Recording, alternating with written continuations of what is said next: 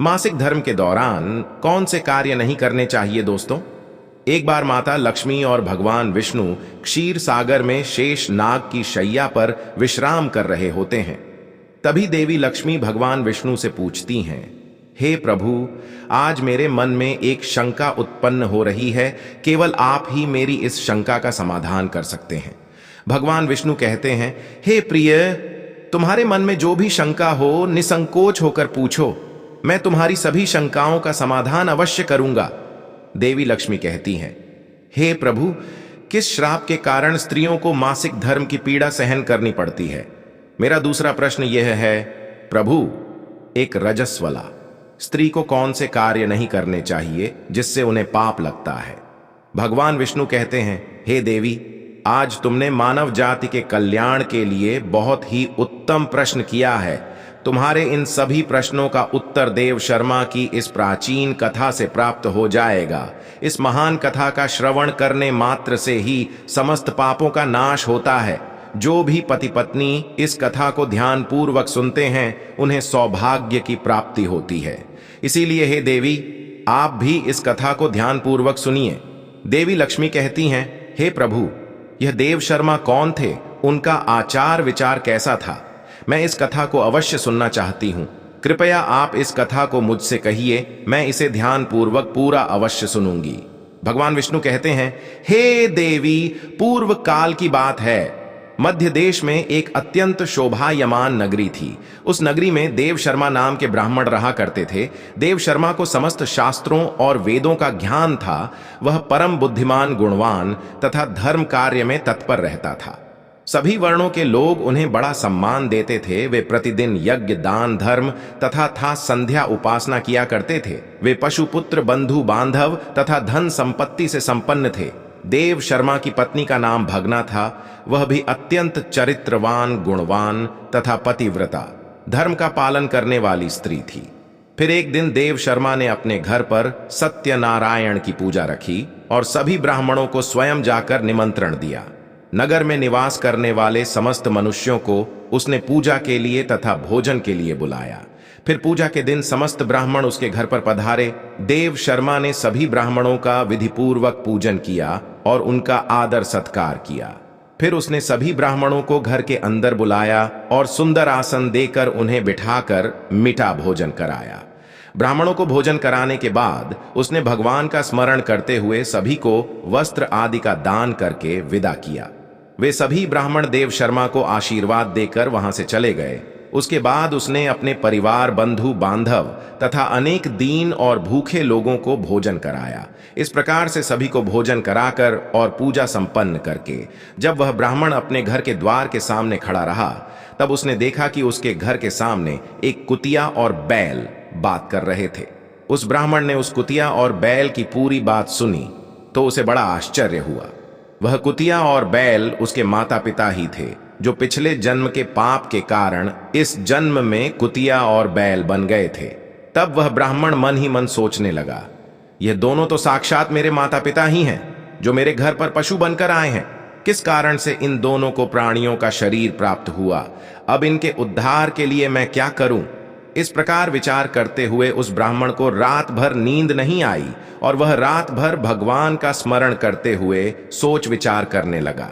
उसने सोचा, मेरे माता पिता की मुक्ति का उपाय केवल मुनि वशिष्ठ जी ही बता सकते हैं। इसीलिए सुबह होते ही देव शर्मा स्नान आदि कार्य संपन्न करके मुनि वशिष्ठ जी के आश्रम पर पहुंच गया।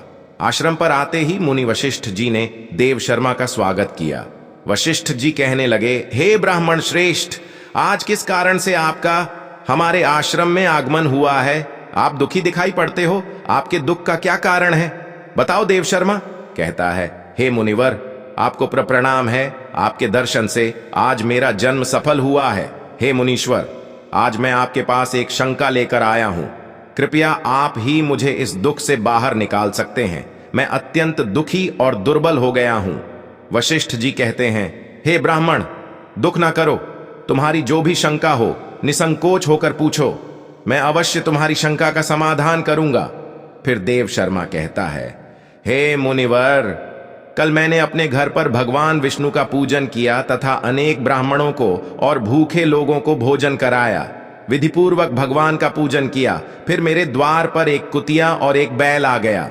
दोनों मेरे घर के सामने खड़े होकर बात कर रहे थे। सबसे पहले कुतिया उस बैल से इस प्रकार से कहने लगी, हे स्वामी, आज जो घटना घटी उसे सुनिए। हमारे पुत्र के घर में ब्राह्मणों के भोजन के लिए जो दूध रखा था, एक सांप ने उस दूध के बर्तन में अपना विष उगल दिया था, जिसे देखकर मुझे बड़ी चिंता होने लगी। उसी दूध से भोजन बनने वाला था। अगर सभी लोग उस दूध को खा लेते तो उनकी मृत्यु हो जाती। इसीलिए मैंने उस बर्तन में से सारा दूध पी लिया। जब बहू की दृष्टि मुझ पर पड़ी तो उसने मुझे खूब पीटा, जिससे मेरा अंग भंग हो गया। मुझे बहुत पीड़ा हो रही है। इसी कारण से मैं लड़खड़ाते हुए चल रही हूं। मुझे यह पीड़ा सहन नहीं हो रही है। कुतिया की बात सुनकर वह बैल बहुत दुखी हुआ और वह खुद का वृतांत सुनाने लगा। हे प्रिय, अब मैं तुम्हें मेरे दुख का कारण सुनाता हूं। मैं पूर्व जन्म में इस ब्राह्मण का पिता था। आज इस ब्राह्मण ने सभी लोगों को भोजन कराया, किंतु इसने मेरे सामने घास तक नहीं डाली और ना ही मुझे जल पिलाया।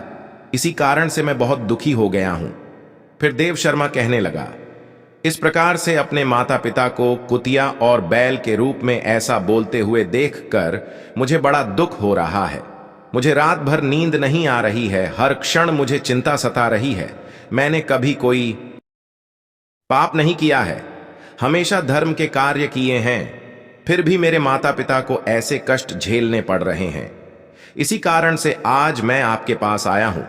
कृपया आप अपनी योग्य शक्ति से पता करके मुझे बताइए, किस कारण से मेरे माता पिता की ऐसी दुर्दशा हुई है और उनकी मुक्ति के लिए मुझे कौन सा कर्म करना चाहिए।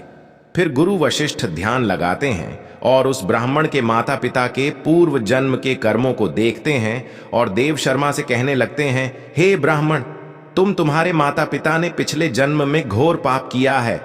उसी पाप के कारण आज उनकी ऐसी दुर्दशा हुई है। देव शर्मा कहता है, हे गुरुदेव, किस पाप के कारण मेरे माता पिता की दुर्दशा हुई है?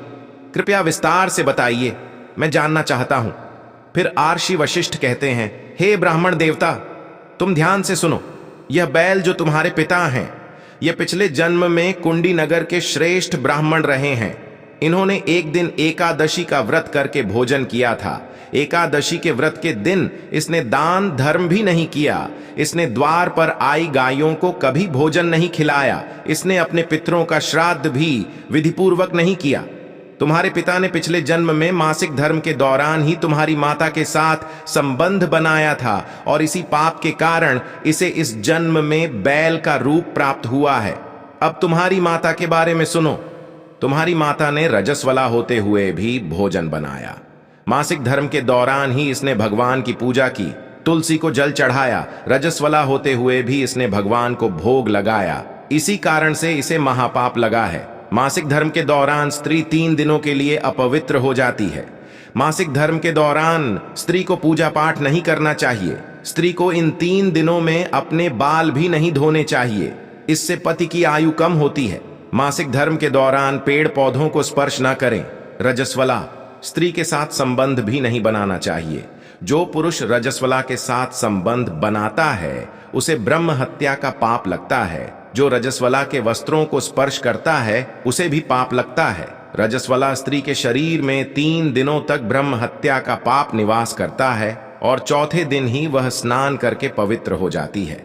चौथे दिन स्नान करने के पश्चात रजस्वला स्त्री को अपने पति का मुख देखना चाहिए, अन्य किसी पुरुष का मुख नहीं देखना चाहिए। यदि पति समीप ना हो तो सूर्य देव के दर्शन करने चाहिए। गुरु वशिष्ठ कहते हैं, हे ब्राह्मण, इसी पाप के कारण तुम्हारे पिता को बैल और तुम्हारी माता को कुतिया का जन्म प्राप्त हुआ है। देव शर्मा कहता है, हे मुनीश्वर, अब आप मुझे मेरे माता पिता की मुक्ति के लिए उपाय बताइए। वशिष्ठ जी कहते हैं, हे ब्राह्मण, तुम किसी भी अमावस्या के दिन अपने माता पिता की मुक्ति के लिए श्राद्ध तथा तर्पण करो और दान धर्म करो, गाय की सेवा करो और गौ माता को मिष्ठान्न खिलाओ और अपने माता पिता की मुक्ति के लिए भगवान से प्रार्थना करो। फिर ब्राह्मण वही करता है और फिर उसके माता पिता को समस्त पापों से मुक्ति मिलती है। भगवान विष्णु माता लक्ष्मी से कहते हैं, हे देवी, मैंने तुम्हें रजस्वला स्त्री को कौन से कार्य नहीं करने चाहिए इस विषय में बता दिया है। अब मैं तुम्हें बताता हूं किस कारण से स्त्री को मासिक धर्म से गुजरना पड़ता है। सत्य युग में कालकेय नाम से प्रसिद्ध दानव हुआ करते। दानव होने के कारण उनका स्वभाव उग्र था और वे हमेशा ही युद्ध करने के लिए तत्पर रहते थे। फिर एक दिन सभी दानव वृत्रासुर के साथ मिलकर स्वर्गलोक पर चढ़ाई करने लगे। उन असुरों के पास भयंकर शक्तिशाली अस्त्र थे जिसका देवता सामना न कर सके और भागकर ब्रह्मदेव के पास चले गए। फिर ब्रह्मदेव ने उन्हें असुरों को परास्त करने का उपाय बताते हुए कहा, हे इंद्र, तुम इसी क्षण महदधीच के पास जाओ। वे उनके शरीर की हड्डियों से तुम्हें अस्त्र शस्त्र प्रदान करेंगे। उन्हीं अस्त्रों का प्रयोग करके तुम वृत्रासुर का वध कर सकोगे।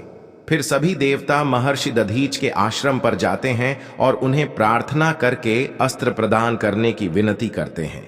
फिर संसार के कल्याण के लिए महर्षि दधीच अपने शरीर की हड्डियों से अस्त्र शस्त्र निर्माण करते हैं। उन्हीं अस्त्रों में से एक वज्र नाम का अस्त्र होता है जिसे देवराज इंद्र धारण कर लेते हैं। फिर सी देवता गण वृत्रासुर के साथ युद्ध करने के लिए निकल जाते हैं। देवताओं और दानवों के बीच भीषण युद्ध होता है। सभी देवता आकाश में दानवों से युद्ध के लिए एकत्रित हो जाते हैं और प्रहार करने लगते हैं। अग्निदेव अग्नि के प्रहार से दैत्यों को दग्ध करने लगते हैं। अग्नि के प्रभाव से दैत्यों का अंग अंग जलने लगता है। फिर वरुण देव जल की वर्षा से दैत्यों को डुबो देते हैं, जिससे दैत्य त्राही त्राही करने लगते हैं।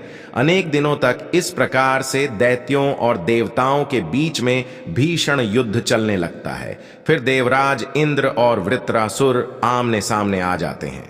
दोनों के बीच भीषण युद्ध होता है और फिर देवराज इंद्र अपने वज्र का प्रहार करके वृत्रासुर को मार डालते हैं। उस दानव वृत्रासुर की मृत्यु होते ही उसके शरीर से ब्रह्म हत्या बाहर निकलती है और इंद्र का पीछा करने लगती है। फिर वह ब्रह्म हत्या इंद्र के शरीर में प्रवेश कर लेती है, जिससे इंद्र को ब्रह्म हत्या का पाप लगता है। देवराज इंद्र ब्रह्मदेव के पास जाते हैं और उनसे ब्रह्म हत्या से छुटकारा दिलाने के लिए कहते हैं।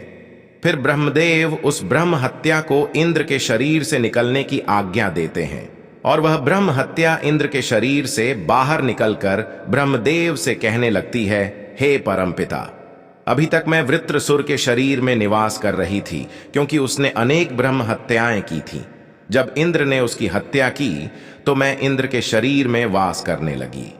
अब आप ही मुझे कोई उचित स्थान दीजिए जहां पर मैं रह सकूं। फिर ब्रह्मदेव कहते हैं, हे ब्रह्म हत्या, मैं तुम्हें उचित स्थान देता हूं। फिर ब्रह्मदेव ने ब्रह्म हत्या के 4 भाग किए और कहा, हे ब्रह्म हत्या, तुम्हारा 1/4 भाग अग्नि के भीतर रहेगा। जो भी मनुष्य अग्नि को आहुति नहीं देगा तुम उसके शरीर में प्रवेश कर लेना तुम्हारा। दूसरा 1/4 भाग जल के भीतर रहेगा। जो भी जल में थूकेगा अथवा मल मूत्र का त्याग करेगा तुम उसके शरीर में प्रवेश करोगी। फिर तीसरा 1/4 भाग पेड़ पौधों और वृक्षों के भीतर रहेगा। जो भी मनुष्य अकारण ही वृक्षों को काटेगा उसे भी ब्रह्म हत्या का पाप लगेगा। फिर ब्रह्मदेव ने अप्सराओं को बुलाया और कहा, हे अप्सराओं, इस ब्रह्म हत्या का 1/4 भाग तुम ग्रहण करो। अप्सराएं कहने लगी, हे प्रभु, आपकी आज्ञा से हम इसे ग्रहण करने के लिए तैयार है, किंतु हमें भी इससे मुक्ति का कोई उपाय बताइए। फिर ब्रह्मदेव कहने लगे, हे अप्सरा, जो भी पुरुष रजस्वला स्त्री के साथ संबंध करेगा उसके अंदर यह ब्रह्म हत्या प्रवेश कर जाएगी। इस प्रकार से ब्रह्म हत्या के 4 भाग हुए, एक अग्नि में, दूसरा जल में, तीसरा वृक्षों में और चौथा स्त्रियों के अंदर प्रवेश कर गया। उसी ब्रह्म हत्या के भाग के कारण स्त्रियों को मासिक धर्म आता है। जो भी पुरुष मासिक धर्म के दौरान स्त्रियों को स्पर्श करता है अथवा उनके साथ संबंध बनाता है उसे ब्रह्म हत्या का पाप लगता है। भगवान विष्णु कहते हैं, हे देवी, इस प्रकार से मैंने आपको स्त्री के रजस्वला होने के पीछे की कथा और रजस्वला स्त्री को कौन से कार्य नहीं करने चाहिए आदि के विषय में बता दिया है। मां लक्ष्मी कहती हैं, हे प्रभु, आज आपने मुझे बहुत ही महत्वपूर्ण ज्ञान दिया है। मैं भी आपको वचन देती हूं, जो भी स्त्री मासिक धर्म के दौरान पूजा पाठ करेगी पति के साथ संबंध रखेगी उसके घर में मैं प्रवेश नहीं करूंगी। तो दोस्तों, इस प्रकार से मासिक धर्म के दौरान स्त्रियों को यह कार्य नहीं करने चाहिए। आपको यह कथा कैसी लगी कमेंट करके जरूर बताएं। जानकारी अच्छी लगी तो वीडियो को लाइक जरूर करें। कमेंट में जय श्री हरि विष्णु अवश्य लिखें, साथ ही चैनल को सब्सक्राइब करें। आप सभी का धन्यवाद।